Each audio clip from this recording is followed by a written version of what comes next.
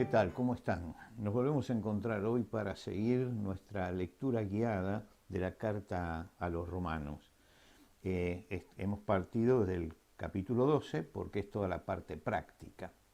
Ahora, hemos terminado el asunto o hemos leído ya la parte de cómo funciona el cuerpo. Ahora nos va a dar una serie de enseñanzas de conducta cristiana. Conducta cristiana que contradice lo que en general en este siglo se aprueba. Es decir, que tenemos una conducta que tiene que mostrar realmente que la obra de Cristo se ha manifestado en nosotros, que somos personas diferentes. ¿Qué hace el apóstol al escribir esta parte? Bueno, deja de seguir el estilo que tenía griego de argumentar para poner unas series de epigramas, podríamos decir nosotros hoy de tips, ¿no?, acerca de cómo tiene que comportarse primero el cristiano dentro, en el cuerpo de Cristo, y después vamos a ver la próxima vez cómo tiene que comportarse hacia afuera. En primer lugar, él dice, el amor sea sin fingimiento. Aborreced lo malo, seguid lo bueno. Estoy leyendo en el versículo 9 del capítulo 12. El amor sea sin fingimiento, aborreced lo malo, seguid lo bueno. Todos sabemos que cuando hablamos de amor, sobre todo en el Nuevo Testamento, estamos hablando del amor ágape, es decir, de ese amor en el aspecto práctico. Nosotros nos hemos relacionado, después del movimiento romántico, siempre el amor con los sentimientos. Acá tiene que ver el amor con la voluntad, con buscar el bien del prójimo. Es un amor incondicional, yo me amo aunque no me amen. El Señor dijo hay que amar a los enemigos.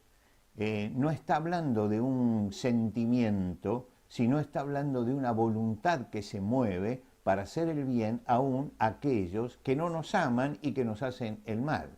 Es un amor que no espera una retribución, no lo está haciendo para recibir algo, sino porque como cristiano ha recibido del amor de Dios. Ustedes recuerdan que en el capítulo 5, versículo 8 de la carta a los romanos, Pablo dice, mas Dios muestra su amor para con nosotros en que siendo aún pecadores, Cristo murió por nosotros. Este amor se encarna en cada uno de nosotros cuando nuestra voluntad es justamente el bien del prójimo.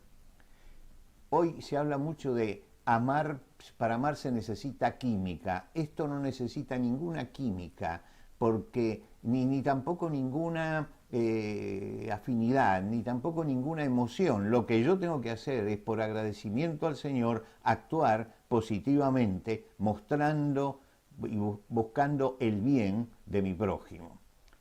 Dice que este amor tiene que ser sin hipocresía. Ustedes saben que los actores griegos usaban máscaras para actuar. Nosotros tenemos, por ejemplo, como símbolo del teatro, las dos carátulas. Y esas dos carátulas de la tragedia y la comedia, de la risa y el sufrimiento, ¿qué significan? Significan que al comienzo del teatro, en Grecia, se utilizaban esas máscaras. Y nosotros las llamamos carátula, y la palabra carátula viene de la palabra máscara, son máscaras. Jesús calificó a los fariseos como hipócritas, eran actores. Para él la religiosidad de los fariseos no era algo que surgiera de una auténtica devoción a Dios, sino que era actuar la fe, actuar la religión delante de los demás, mostrarse delante de los demás. Acá el Espíritu Santo nos dice que el amor tiene que ser sin hipocresía. Y esta es la frase por fingimiento, sin hipocresía, sin ser actores, tiene que nacer naturalmente de nosotros. Y juntamente con esto, al estilo de los proverbios, coloca la parte contraria, es decir, el amor sea sin fingimiento, aborreced lo malo, seguid lo bueno. Y acá en aborreced lo malo es no ser tolerante con el pecado. Muchas veces en una sociedad como la nuestra empezamos a ser influenciados fuertemente por el pensamiento general y llega un momento que empezamos a cambiar, decimos, bueno, después de todo no es tan grave. Acá se habla de aborrecer, de no tolerarlo, no aceptarlo, condenarlo. Ahora hay que tener cuidado con no excedernos y hacer que el odio que tenemos que tener al pecado, el aborrecimiento que tenemos que tener al pecado, se transmita al pecador. Porque al pecador hay que amarlo, lo que hay que aborrecer es una determinada conducta. Habría que recorrer el Evangelio nuevamente para ver cómo Jesús trataba a los pecadores que sinceramente se acercaban a Él, o que realmente Jesús veía su sufrimiento dentro del pecado. Cuando Él habla con la mujer pecadora, le dice, vete y no peques más. No empieza a acusarla de todo lo que había hecho durante toda su vida. Ya la mujer sabía esto, porque había llegado a tener una pena capital sobre su vida. Pero Jesús le hace mirar hacia adelante. No es que esté aceptando el adulterio, porque está diciendo no peques más, está aceptando a la persona. Y lo mismo pasa con la samaritana, y lo mismo pasa con la mujer que enjugó los pies de Jesús, que era una pecadora. Jesús rechaza, por supuesto, el estilo de vida que seguía esta mujer, pero ama a la mujer, ama a los hombres como son. Esto es algo que lo tenemos que tener en cuenta. El aborrecimiento del pecado nunca nos tiene que llevar al aborrecimiento de las personas. Y dice, por otro lado, en lo que requiere diligencia, no perezosos, fervientes en espíritu, sirviendo al Señor. En lo que requiere diligencia, no perezosos. Es decir, que ese amor que tenemos unos por otros, ese amor tierno, ese amor que él menciona en el versículo anterior como el amor fraternal que debe permanecer, necesita ser seguido de una diligencia, de un esmero. Es decir, Dios no ama a los indolentes. Fíjese un detalle en el Antiguo Testamento, por ejemplo, y en el Nuevo también. Cuando Dios llama a un hombre, siempre llama a un hombre que está trabajando. Nunca llama a alguien que está sin hacer nada. Está llamando siempre a los que están pescando, a los que están tirando las redes, al que está con yuntas de bueyes delante, como fue llamado Eliseo. O Dios siempre está llamando a la persona que está haciendo algo. ¿Por qué? Porque Dios no puede tener en su pueblo a gente indolente, floja, negligente. Y nosotros tenemos que ser entonces no perezosos, ni indolentes, ni flojos, sino fervientes. Ferviente, de donde viene nuestra palabra hervir. Hervir, burbujear, esa vida que está realmente entregada al Señor. En lo que requiere diligencia, no perezosos, no indolentes, gozosos en la esperanza. Tenemos mucho para decir de esto en este momento. ¿Por qué? Porque cuando las cosas tiemblan, como está temblando a nuestro alrededor hoy toda la sociedad por este virus, nosotros tenemos que mantener el gozo, ¿dónde? En la esperanza, en lo que nosotros esperamos. Nos gozamos en el Señor y nos gozamos en lo que nos espera. Gozosos en la esperanza. Sufridos. Sufridos es resistir. Resistir. Sufridos en la tribulación. Tener paciencia con las vicisitudes de la vida y constantes en la oración. Nosotros recordamos a Daniel, que dice, oraba 3 veces al día. Y cuando vino la sentencia para los que oraran y armaron ese foso de leones donde tirar a los culpables, dice que él siguió con su costumbre, las 3 veces al día.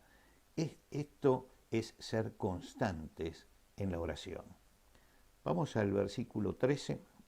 Versículo 13 dice, compartiendo para las necesidades de los santos, practicando la hospitalidad, compartiendo para las necesidades de los santos. Después de todo este problema que nosotros estamos viviendo, seguramente va a haber muchas necesidades. Y entonces tenemos que pensar siempre en nuestros hermanos y en las necesidades que tienen, y tenemos que aprender a compartir, es decir, tomar una parte de lo que tenemos y partirlo para que el otro también pueda seguir adelante. Contribuir, tener interés en la necesidad del otro. Y dice, practicando la hospitalidad. Esto es interesante por la época en que Pablo está escribiendo esto, donde la gente tenía que moverse de un lado a otro y tenía que buscar el lugar donde descansar, el lugar donde vivir, y muchas veces las casas se abrían para los viajeros, y hospedar y ser hospitalario era una de las virtudes del hombre de la antigüedad, poder tomar al extranjero y abrirle las puertas de su casa para recibirlo. Y él dice, no se olviden de eso, no se olviden de eso. Versículo 13 dice, compartiendo para las necesidades de los santos, practicando la hospitalidad, bendecid a los que os persiguen, bendecid y no maldigáis. Bendecid, hablar bien. La palabra perseguir, perseguir, los que nos persiguen, aquellos que nos acosen, dice, bueno, lo normal es quejarnos de ellos, pero dice no los maldigan, bendíganlos, porque esta es la reacción normal que un cristiano tiene que tener hacia los enemigos. El versículo 15 es el versículo de la empatía. Es uno de los versículos maravillosos de la palabra de Dios. Gozaos con los que se gozan, llorad con los que lloran. Saber adaptarme a cada circunstancia, saber adaptarme a cada momento. La vida presenta cosas así. Yo recuerdo en algún momento que a la mañana tuve que ir al cementerio y del cementerio tuve que ir a un casamiento. Y allí en el cementerio tuve que hablar acerca del dolor y compartir el llanto. Y poco tiempo después tenía que compartir la alegría. Y creo que esto es lo que tiene que hacer un cristiano, saber estar en cada lugar de acuerdo a lo que se está viviendo. Y si hay llanto, yo comparto eso, y si hay alegría, voy a compartir la alegría. Gozaos con los que se gozan, y llorad con los que lloran. Unánimes entre vosotros, no altivos, sino asociándoos con los humildes. No seáis sabios en vuestra propia opinión.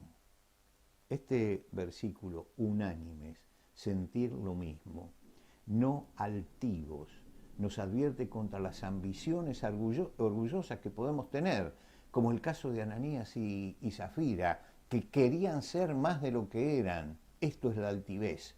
Es decir, está advirtiendo el apóstol sobre buscar cosas elevadas y honores para nosotros mismos, estima para nosotros mismos.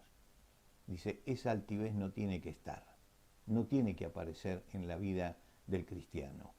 Tampoco tratemos de ser sabios en nuestra propia opinión y no devolvamos mal por mal. El versículo 17 dice, no paguéis a nadie mal por mal, procurad lo bueno delante de todos los hombres. No paguéis a nadie mal por mal. Le pago con la misma moneda. Me las hace, las paga. Hay que darle su merecido. Estas son frases comunes, ¿no?, que las escuchamos todos los días. El Señor dijo, Padre, perdónalos porque no saben lo que hacen. Y el Señor sanó a Malco, el siervo del sumo sacerdote, que Pedro había herido. Hay un ejemplo muy grande en el Antiguo Testamento, y con esto terminamos. José, que fue vapuleado, vendido por sus hermanos, que se salvó por muy poco de que lo mataran, cuando los recibe finalmente en Egipto y muere el padre, los hermanos creen que él se va a vengar. Y él le dice, no temáis, ¿acaso estoy yo en lugar de Dios? Vosotros pensasteis mal contra mí, pero Dios lo encaminó a bien. Y esa confianza en Dios, porque a los que a Dios aman, todas las cosas le van a ayudar a bien, es lo que tiene que sostenernos. un pantallazo acerca de lo que debe ser la conducta de un cristiano. Nos vemos la semana que viene.